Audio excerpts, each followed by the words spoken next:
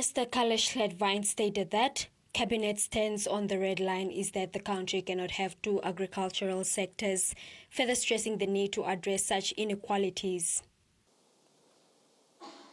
We have the issue about disease control, foot and mouth, other communicable diseases, but also control measures that are politically sensitive, like the red line, the cordon fence.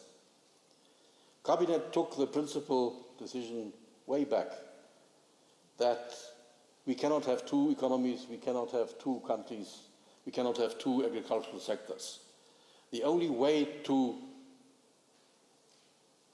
resolve that is to have equal economic opportunities on both sides of the fence. If the fence is needed as a battery fence, it may not impede on economic opportunities of either side farmers. If it is needed for disease control, I think no one will argue. It must be there. But if it is a fence that is not ridding itself of its political history and its economic division, it's a bad fence. And it must be addressed. And that is our job.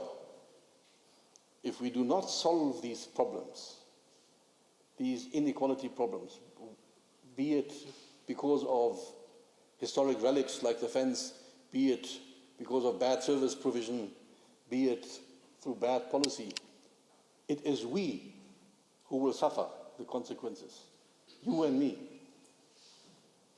The ministry is also tasked with land reform, with Schlettwein noting that the ministry acquired 10 farms and resettled 164 individuals, adding that the ministry going forward will assess the criteria of individuals to be resettled and the farm on which they will be resettled. We have, for the last year, acquired 10 farms. It's an equivalent to 41,000 hectares. And we paid 88.6 million for it. We have resettled 164 individuals or families on these farms. Now that is, on the face value, maybe not a big achievement, but you must remember it was, well, let me say, at the same time we could relieve farmers for land tax, because we thought it is important that those that are productive for the farms should not be burdened by the state while we are going through financial crises.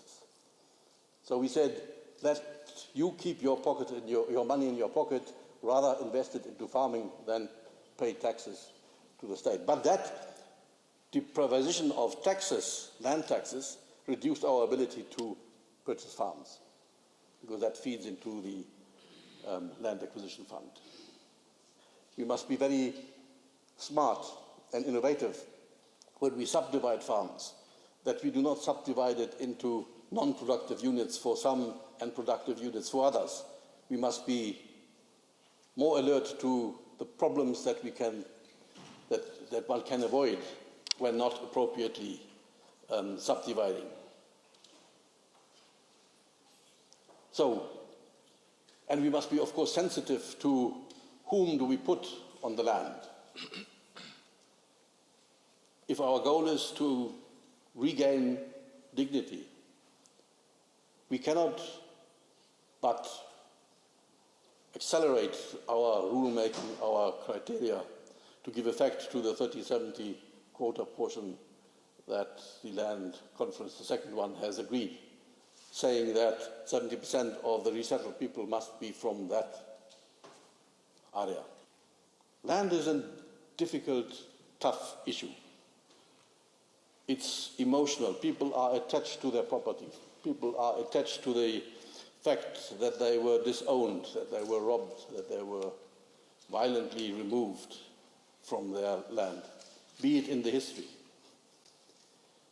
There were terrible things happening, like genocide and the results of genocide, that reflect on these emotions that people have when we talk about land. Schlettwein further listed the unlocking of the potential of green schemes, the support to small-scale farmers, the implementation of crop production programs, the acceleration of the implementation of a water sector support program, and the promotion of productivity of resettlement farms amongst the ministry's objectives for the year 2022.